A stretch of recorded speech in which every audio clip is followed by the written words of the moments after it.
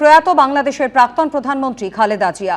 বাংলাদেশে ভোটের মুখে বিএনপি চেয়ারপারসন খালেদা জিয়ার মৃত্যু। দীর্ঘ অসুস্থতার পর ঢাকার হাসপাতালে আজ সকালেই শেষ নিঃশ্বাস ত্যাগ করেন খালেদা জিয়া। ৮০ বছর বয়সে প্রয়াত খালেদা জিয়া। খালেদা জিয়ার মৃত্যুর খবর জানিয়েছেন তার পুত্র তারেক রহমান। বাংলাদেশের সংবাদ মাধ্যম প্রথম আলো সূত্রে খবর, খালেদা জিয়ার মৃত্যুতে শোক জ্ঞাপন করেছেন মোহাম্মদ ইউনুস। শোকবার্তা প্রধানমন্ত্রী নরেন্দ্র মোদীরও।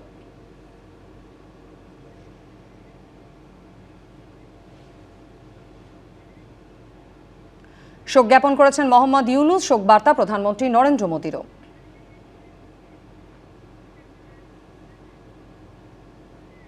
আমরা কথা বলে নেব, টেলিফোন লাইনে রয়েছেন প্রতিনিধি অর্ণব মুখোপাধ্যায়। অর্ণব, প্রাক্তন প্রধানমন্ত্রীর শেষকৃত্য সম্পর্কে পরিবারের তরফ থেকে এখনো পর্যন্ত কি কিছু জানানো হয়েছে? দেখো, তাদের যে শেষকৃত্যের অনুষ্ঠান সেখানে প্রচুর মানুষ যোগদান করবেন এবং সেই ব্যাপারেই এখন প্রস্তুতি চলছে। যেমনটা জানা যাচ্ছে যে বেশ কিছুদিন ধরেই খালেদা জিয়া অসুস্থ ছিলেন এবং তিনি এভার কেয়ারে ভর্তি ছিলেন এবং আজকে ভোরবেলা ৬টার সময় তিনি শেষ নিঃশ্বাস ত্যাগ করেছেন। তার অনেক ধরনেরই সমস্যা ছিল শারীরিক, যার মধ্যে তার লিভারের সমস্যা ছিল, যার মধ্যে তার হিমোগ্লোবিনের কিছু সমস্যা ছিল। এই ধরনের বিভিন্ন সমস্যাই তার ছিল। এর আগে তিনি জুলাই আন্দোলনের পরে তিনি যখন তিনি গৃহমুক্তি হয়ে ঘটেছিল, তারপর তিনি গিয়েছিলেন আলাদাভাবে বিদেশে সেখানে চিকিৎসা করাতে। তারপর ফিরে এসে আবার ফের কিছুদিন আগে তিনি অসুস্থ হয়ে পড়ে এই হাসপাতালে ভর্তি হন। এমনকি ১৭ বছর বাদে তার পুত্র তারেক রহমান দেশে ফেরার পর তাকে দেখতে যান এবং দেখতে যাওয়ার পরে আজ কিন্তু যেটা দেখা যায় যে গতকাল রাত্রে মেডিকেল বোর্ড বসে এবং তড়িঘড়ি মেডিকেল বোর্ড তার আত্মীয়দের খবর দেওয়া হয়। তার আত্মীয়রা সবাই চলে আসেন এবং আজকে ভোরবেলা ৬টার সময় বিএনপি অফিসিয়ালি ঘোষণা করেছে খালেদা জিয়া তিনি আর নেই, তিনি প্রয়াত হয়েছেন। এবং স্বাভাবিকভাবে একদিকে তারেক রহমান দেশে ফিরেছেন, সামনে নির্বাচন রয়েছে, প্রচুর মানুষ এই খালেদা জিয়ার যে শোকযাত্রা তাতে অংশ নিতে চান এবং সেই কারণেই কিন্তু একটা পুরো পরিকল্পনা করেই পুরো কর্মসূচিটা ঘোষণা করা হবে। ধন্যবাদ অর্ণব। এসআইআর ইস্যুতে নেতাকর্মীদের ভার্চুয়াল বৈঠকে অভিষেক বন্দ্যোপাধ্যায় নির্দেশ দেওয়ার পরই সোমবার ক্যাম্প চালু করল তৃণমূল। এর পাশাপাশি BLA-2দের শুনানিতে ঢুকতে দেওয়ার দাবিতে উত্তেজনা ছড়ালো জেলায় জেলায়। এই পরিস্থিতিতে সিইও দপ্তর সূত্রে খবর, BLA-2 নিয়ে ঝামেলা হলে সেদিনের জন্য শুনানি বন্ধ করে দেওয়া হতে পারে। অভিষেক বন্দ্যোপাধ্যায় নির্দেশ দেওয়ার পরই কলকাতা থেকে জেলায় জেলায় ক্যাম্প চালু করল তৃণমূল। এর পাশাপাশি BLA-2দের শুনানিতে ঢুকতে দেওয়ার দাবিতে উত্তেজনা ছড়ালো জেলায় জেলায়। সূত্রের খবর, রবিবার এসআইআর ইস্যুতে ১ লক্ষের বেশি নেতাকর্মী ও BLA-2দের নিয়ে ভার্চুয়াল বৈঠকে অভিষেক বন্দ্যোপাধ্যায় বলেন, BLA-2কে বলবো শুনানি পর্বে উপস্থিত থাকুন। ভোটের সময় যদি এজেন্ট থাকে তাহলে শুনানিতে কেন থাকবে না? এরা বিজেপিকে সাহায্য করতে এসব করছে, কারণ বিজেপির লোক নেই সব ক্যাম্পে। যে যাই বলুক, শুনানি পর্বে উপস্থিত থাকতে হবে। এরপরই রবিবার BLA-2কে ঢুকতে না দেওয়ায় চুঁচুড়ায় ২ ঘন্টা এসআইআর শুনানি বন্ধই করে দিলেন তৃণমূল বিধায়ক অসিত মজুমদার। হুগলির ধনেখালিতে BLA-2কে ঢুকতে না দেওয়ায় শুনানি বন্ধ করে দেন তৃণমূল বিধায়ক অসীমা পাত্র। এসআইআরের শুনানিতে ঢুকতে দেওয়ার দাবিতে মেদিনীপুরে জেলাশাসকের অফিসের সামনে জড়ো হন তৃণমূলের BLA-2রা। এর জেরে বেশ কিছুক্ষণ বন্ধ থাকে এসআইআরের শুনানি। মগরাহাটে বিক্ষোভের মুখে পড়েন নির্বাচন কমিশনের রোল অবজারভার সি মুরুগান। একই ছবি বর্ধমানেও। BLA-2দের শুনানিতে ঢুকতে দেওয়ার দাবিকে কেন্দ্র করে পূর্ব বর্ধমানের জেলাশাসকের দপ্তরে কমিশনের প্রতিনিধিদের সঙ্গে বচসায় জড়ান তৃণমূল কর্মীরা। ভাতারেও এই একই দাবিতে শুনানি কেন্দ্রের বাইরে দলীয় পতাকা হাতে বিক্ষোভ দেখান তৃণমূল কর্মীরা। BLA-2 অনেক জায়গায় থাকছে, তো কোনো অসুবিধা তো নেই। এটা রাখা যায় কিনা জানি না, তবে কালকে আমাদের জেনারেল সেক্রেটারি অভিষেক ব্যানার্জি বলেছেন এবং সে অনুযায়ী অনেক জায়গায় BLA-2 আছেন। লিখিত অর্ডার রয়েছে, BLA-2রা সেন্টারের হিয়ারিং সেন্টারের ভিতরে থাকতে পারবেন না, বাইরে ইচ্ছা করলে অন্য জায়গায় ক্যাম্প করে মানুষকে সাহায্য করতে পারেন, সেন্টারের ভিতরে থাকবেন। চিঠি দিয়ে কারণ দর্শালে তবে নাকি BLA-2রা কনসিডার করে দেখবে যে তারা বাইরে যাবে কি না যাবে। এই হচ্ছে বাংলার গণতন্ত্র, এই হচ্ছে বাংলার তৃণমূল কংগ্রেস, এই হচ্ছে বাংলার শাসক দল। আর এ নিয়েই তৃণমূলকে কার্যত রাষ্ট্রপতি শাসনের হুঁশিয়ারি দিলেন শুভেন্দু অধিকারী। তো গুন্ডামি, যদি শুনানি ঘেটে দেন ভোটার লিস্ট বেরোবে না, ভোটার লিস্ট না বেরোলে ভোট হবে না, রাষ্ট্রপতি শাসন। দাদা, অভিষেক বন্দ্যোপাধ্যায় ভাই আপনি সবকে ঢুকিয়ে দেন ভিতরে। সঠিক সময় ভোটার লিস্ট না বেরোলে 5ই মে মধ্যরাত্রি থেকে কাউকে দাবি করতে হবে না। সংবিধানে লেখা আছে যথাসময়ে 5 বছরের মধ্যে ভোট না হলে অটোমেটিক রাষ্ট্রপতি শাসন হবে। পুরো ভেস্তে গেল তাদের প্ল্যান। ওদের এরকমই প্ল্যান ছিল যে একবারই এসআইআরটা করব, প্রতিবাদ হবে, রাষ্ট্রপতি শাসন চাওয়া হবে, এসআইআরটাকে বিলম্ব করবে বোধহয় তৃণমূল কংগ্রেস, তখন আবার সে মেয়াদটা শেষ হয়ে যাবে, ইত্যাদি ইত্যাদি অনেক কিছু ভেবেছে। তারপর যখন ওটা হলো না, তখন ভাবলো এসআইআর দিয়ে যদি 2 কোটি নামই বাদ দেওয়া যায় তাহলে বোধহয় এবার ওরা এসে যাবে। এই পরিস্থিতিতে সিও দপ্তর সূত্রে খবর, BLA 2 নিয়ে ঝামেলা হলে সেদিনের জন্য শুনানি বন্ধ করে দেওয়া হতে পারে।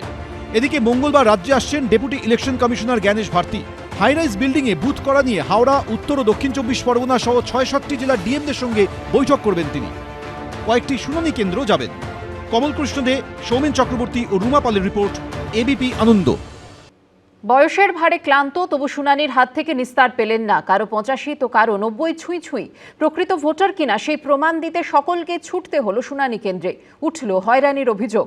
এরপরে অসুস্থ, অন্তঃসত্ত্বা ও 85 ঊর্ধ্বদের জন্য ছাড় দেওয়ার সিদ্ধান্ত নিল নির্বাচন কমিশন। তো পশ্চিমবাংলাকে হ্যারাস করছে কেন নির্বাচন কমিশন? এরা এরম ভাবে অরিজিনাল ভোটারগুলোকে ক্যান্সেল করে দেওয়ার চেষ্টা করছে।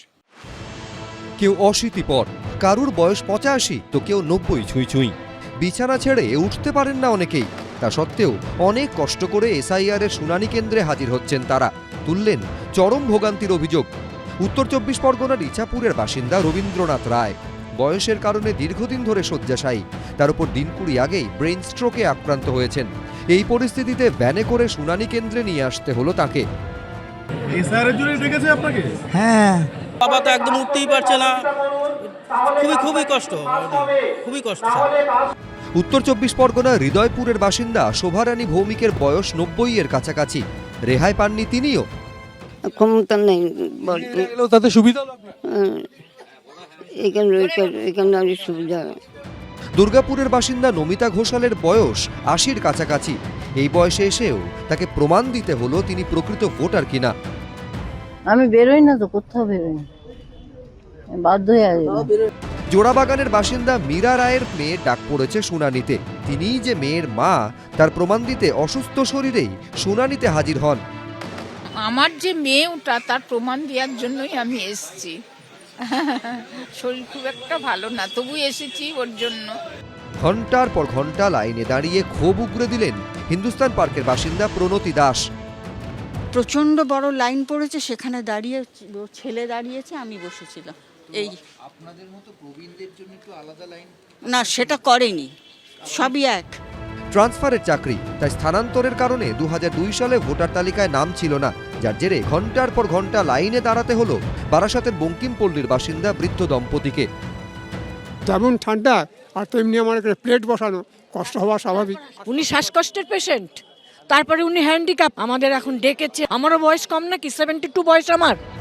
এইভাবে শুনানি নোটিশ পেয়ে যখন ভোগান্তির শিকার হচ্ছেন বয়স্ক মানুষরা, তখন এদিন বালির জগাছায় শুনানি কেন্দ্রে ঢুকে অসন্তোষ প্রকাশ করেন ডোমজুরের তৃণমূল বিধায়ক কল্যাণ ঘোষ। নিয়ম হচ্ছে অসুস্থ মানুষ, বয়স্ক মানুষ, তাদের বাড়ি বাড়ি গিয়ে বিএলওরা তার হিয়ারিং করবে। এই প্রেক্ষাপটে সোমবার ফের নির্বাচন কমিশনের দ্বারস্থ হল তৃণমূল। যারা সিনিয়র সিটিজেন, যারা হ্যান্ডিক্যাপ, যারা বিভিন্ন হোমে থাকেন, যাদের বাড়িতে নির্বাচন কমিশনার ভোটের সময় তাদের ভোট দেওয়ার জন্য সেখানে লোক পাঠান, তাদের কেন হিয়ারিংয়ে ডাকা হবে? সুবিধা হচ্ছে, আমরা ক্ষমা চেয়ে নিচ্ছি আজকে এই মমতা সরকারের জন্য। তাদের যে নন কোঅপারেশন এবং কমপ্লিট বিরোধিতা করা এসআইআর প্রসেসের, আজকে যদি তারা পাশে থাকতেন তাহলে আজকে এই মানুষগুলোর অসুবিধা হতো না। আর যতটা সম্ভব বিজেপির কর্মীরা প্রত্যেকটা ক্যাম্পে থেকে আজকে বয়স্ক মানুষ হোক, কম বয়সী হোক, তাদের পাশে দাঁড়ানো, জল দেওয়া, তার ব্যবস্থা কিন্তু বিজেপির কর্মীরা করছে। এসআইআর এর শুনানিতে হয়রানির অভিযোগ ঘিরে রাজনৈতিক তরজা চলছে। এর মধ্যেই নতুন নির্দেশিকা জারি করল নির্বাচন কমিশন। হাসপাতালে ভর্তি, অন্তঃসত্ত্বা, বিশেষভাবে সক্ষম বা 85 বছরের বেশি বয়সীদের এবার থেকে আর শুনানি কেন্দ্রে যেতে হবে না, তাদের শুনানি হবে বাড়িতেই। অন্যদিকে এসআইআর আবহে চাঞ্চল্যকর তথ্য সামনে এসেছে। 2002 সালের আগেই প্রয়াত হন বীরেন্দ্র কৃষ্ণ ভদ্রের স্ত্রী প্রতিমা ভদ্র।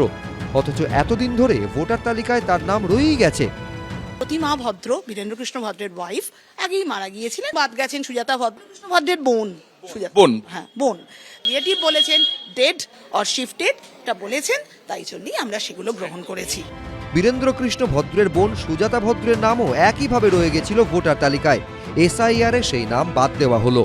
ঝিলম করঞ্জাই, রুমা পাল, মনোজ বন্দ্যোপাধ্যায়ের রিপোর্ট, এবিপি আনন্দ। এবিপি আনন্দ, এগিয়ে থাকে, এগিয়ে রাখে।